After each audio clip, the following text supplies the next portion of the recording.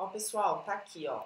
Então, a ascite, ela é justamente isso, ó. É possível que vocês vejam bastante paciente lá na unidade clínica com esse tipo de imagem, uma barriga bastante, um abdômen bastante volumoso, né? Isso porque, olhem aqui a imagem no desenho. Aqui o abdômen está menor porque dentro do peritônio não há nada. Deste lado já há líquido ascítico na cavidade. O que é líquido ascítico? É um líquido que foi transbordado principalmente daquela veia porta e das varizes. Por quê? Porque ele não suportou a pressão. Então, como não tinha como o sangue ir para dentro do fígado, porque o fígado não funciona, causa uma hipertensão portal. E aí esta hipertensão portal faz com que extravase líquido extracelular, líquido este que está aqui, ó, líquido ascítico dentro da cavidade peritoneal. Então, aqui é tudo líquido. Vocês podem ver que aqui no abdômen tá mais ou menos, né, a mesma imagem. É lógico que aqui nesse desenho ele tem uma hérnia umbilical também, mas isso não vem ao caso. Mas vejam, é um abdômen bastante volumoso. Reparem que não dá para confundir com paciente obeso, porque olha o braço desse paciente, ó. Repara como ele é fino, né, de uma certa forma. Olha aqui, ó, o membro inferior dele. Tá vendo que não é uma pessoa obesa que tem um volume de gordura muito alto, né? Ele é um paciente emagrecido, porque lá, como a gente viu, tem problema sim para ganho de peso. Então ele é um paciente emagrecido, a gente consegue ver que aqui, embora tenha um pouco de edema, né, nos membros, mas ele é um paciente emagrecido, aqui nos membros inferiores também, mas tem este volume muito grande no abdômen, tá? Aqui é uma imagem de tomografia, eu vou deixar na plataforma um vídeo também, em que um médico explica esta imagem de tomografia, mas basicamente para a gente entender é isso, ó. Esta aqui é a imagem normal. Então, do lado direito nós temos a imagem normal e tudo que vocês estão vendo preto aqui, ó, é gordura que está recobrindo os órgãos do abdômen. Então, aqui eu tenho o fígado, aqui eu tenho o estômago, aqui eu tenho o baço. E essa parte preta aqui, ó, ela está recobrindo os meus órgãos, né? Então, é gordura. Aqui é uma tomografia normal. Aqui a gente tem o baço colado no diafragma, então é isso que a gente espera, né? Que tem ali um pouco de gordura aqui, um pouco de gordura recobrindo o fígado, mas de uma certa forma eu não tenho líquido, eu tenho gordura e tenho a imagem dos órgãos. Aqui, na imagem à esquerda, já é a ascite. Olha como fica difusa a imagem. Tudo isso que vocês estão vendo aqui nessa cor opaca um pouco mais cinza é líquido. Então, onde eu estou passando o mouse é o líquido da ascite. Olha o baço aqui, como está longe do diafragma. O diafragma é essa linha preta. Ele está distante, separado por líquido. Aqui, ó, eu consigo ver a veia porta. Olha como tem líquido, líquido, líquido, líquido, líquido, líquido, líquido. Na verdade, aqui é o mesentério, né? Então, vejam, não dá pra gente ver quase a definição dos órgãos. Por quê? Porque tem muito líquido na cavidade. Então, é justamente isso que é a ascite. E aí eu fiz um pouquinho diferente os cuidados de enfermagem com vocês. A gente vai ver cada cuidado de enfermagem relacionado a cada problema que o paciente vai ter. Então, vamos lá. Dispneia. Por que esse paciente tem dispneia? O abdômen dele está tão grande que, vejam, aqui para ele fazer expansão torácica é difícil. Então, pela condição do abdômen, pelo tamanho do abdômen, se ele ficar aqui na respiração, o diafragma dele está pressionando o pulmão e ele não consegue ter uma expansibilidade torácica adequada. Então, eu preciso sempre deixar esse paciente em decúbito elevado. Isso porque o diafragma desce, faz pressão naquela barriga que está grandona e aí eu facilito a expansibilidade torácica. A gente administra oxigenoterapia que a gente já viu, a gente orienta repouso no leito, a gente avalia padrão respiratório e a gente monitora sinais de angústia respiratória, porque às vezes o paciente não consegue referir a dificuldade, mas a gente vê que ele está com dificuldade. Como? Respiração curta, que é a dispneia, às vezes ele utiliza o afundamento da fúrcula aqui, ó. Tá vendo que aqui, ó, aparece quando eu respiro?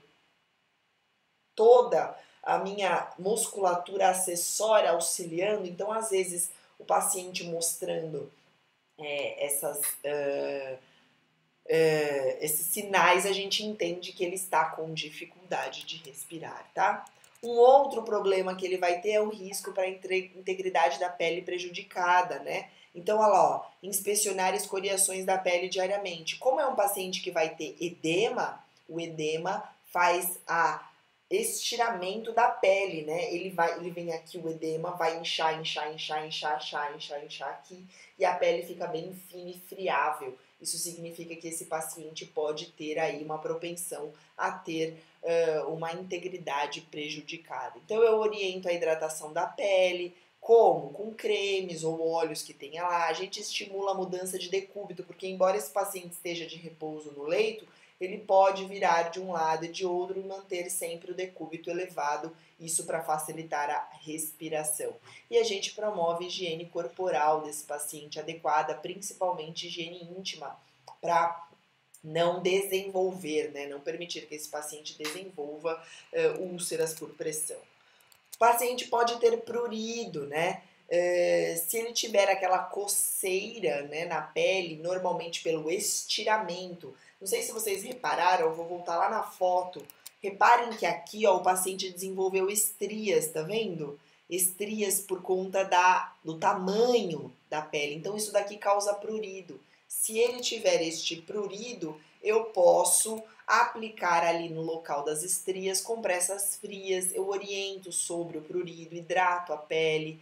Eu oriento a manutenção das unhas, que sempre tem que estar curtas e limpas. Por quê? Porque se ele coçar, eu posso friccionar a pele, causar uma lesão e ainda levar uma infecção de pele para esse paciente. Eu não, né? Ele mesmo. E proporcionar um ambiente fresco e arejado para melhorar essa condição dele aí. Edema. Aqui eu coloquei atual porque é o que vocês vão ver na ascite. Então, o paciente vai ter edema, ele vai ter a ascite, né, nessas condições. Então, eu peso diariamente, oriento dieta hipossódica e realizo o balanço hídrico, que vocês já sabem fazer. A gente mede sempre a circunferência abdominal, orienta o equilíbrio da ingestão hídrica, então ele vai ter restrição hídrica e a gente tem que orientá-lo a isso. E a gente monitora os distúrbios hidroeletrolíticos. Isso daqui eu acho legal falar, porque vocês vão ouvir, né, principalmente urgência, emergência e UTI, mas hidroeletrolítico é o que o nome quer dizer. Hidro é água, eletrolítico são os eletrólitos do corpo. Quais são os eletrólitos mais importantes para a manutenção do nosso sistema? Principalmente sódio e potássio, que são responsáveis também pela parte química que faz toda a regulação da nossa pressão arterial. Então, se o paciente está perdendo líquido para o peritônio, certamente está indo sódio e potássio para lá também, e certamente ele também é mais uma razão para ele ter a descompensação da pressão arterial dele. Então a gente monitora, lógico, né, concomitante com um médico que vai solicitar alguns exames para fazer o controle desses eletrólitos ali. Mas a gente precisa sim monitorar pressão arterial, porque a gente sabe que o paciente pode ter aí uma descompensação da pressão arterial e também da frequência cardíaca, tá? A gente sabe que ele vai ter a nutrição prejudicada, então eu oriento e incentivo a adesão à dieta que está prescrita, que vai ser hipossódica, eles reclamam que é ruim. A gente avalia a aceitação da dieta e monitora e avalia as deficiências nutricionais dele. E pesa, mais uma vez, o paciente diariamente.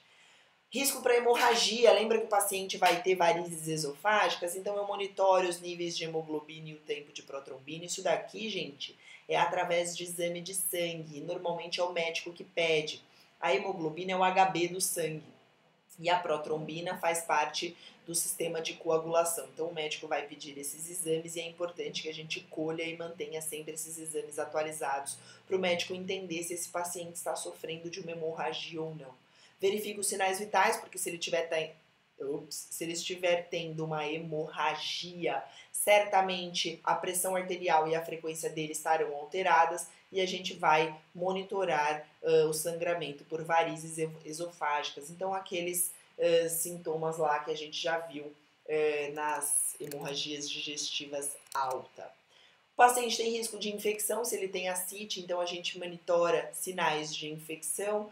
Quais são os sinais? Às vezes o paciente apresenta uma taquicardia, né? Pode ser um sinal de infecção. Qual é um outro sinal muito clássico de infecção? Febre. Se o paciente tiver hipertermia, significa que ele pode estar aí com uma infecção. A gente orienta o paciente que é líquido na cavidade abdominal pode sim levar ele a ter uma infecção e a gente assegura o paciente durante o procedimento invasivo.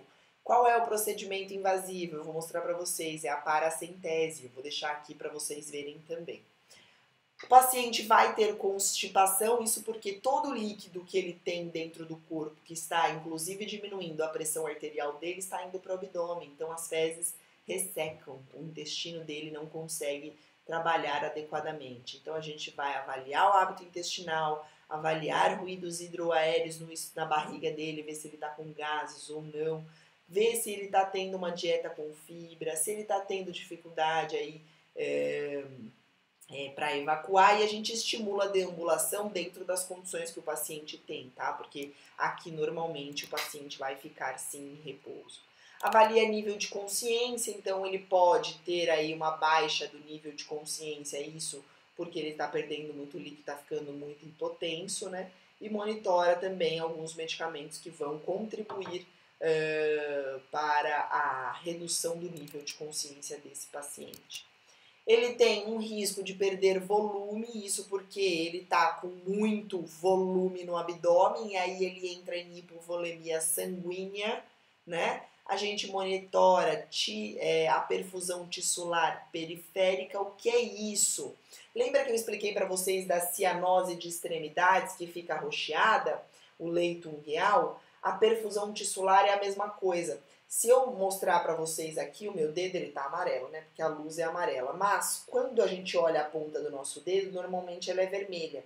Eu aperto e solto, ó, ela fica branca e volta a ficar vermelha rapidamente. Ó, eu vou apertar, ela fica branca e volta a ficar vermelha. Isso é perfusão tissular. Significa que o meu preenchimento de sangue está adequado na região. E isso um paciente com cirrose certamente não vai ter. Eu aperto a mão dele fica branca e demora a voltar a ter preenchimento de sangue ali. Então isso também é uma coisa que a gente avalia. A gente atenta para a administração de medicamentos que são tóxicas ao rim, né? E normalmente esse paciente vai fazer uso de diurético para eliminar esse líquido, porque ele está demasiado, então a gente também tem que ficar de olho nisso. E a gente orienta tanto o paciente quanto a sua família em relação à sua patologia, né? O paciente deve entender que é uma condição crítica, é uma condição crônica e certamente ele vai passar por bastante procedimento aí até durante o tratamento dele, né? Como vocês viram aí, é certo que o paciente vai ter nessa ascite, né, nesse volume de líquido exagerado aí, ele vai ter problemas, como vocês viram anteriormente aí, e ele precisa passar por um procedimento, que é o procedimento da paracentese, que eu vou deixar no próximo vídeo para vocês, e vou deixar um vídeo aí também de como faz o procedimento, tá? Eu vou falar rapidamente no próximo vídeo da paracentese para vocês. Até já, pessoal!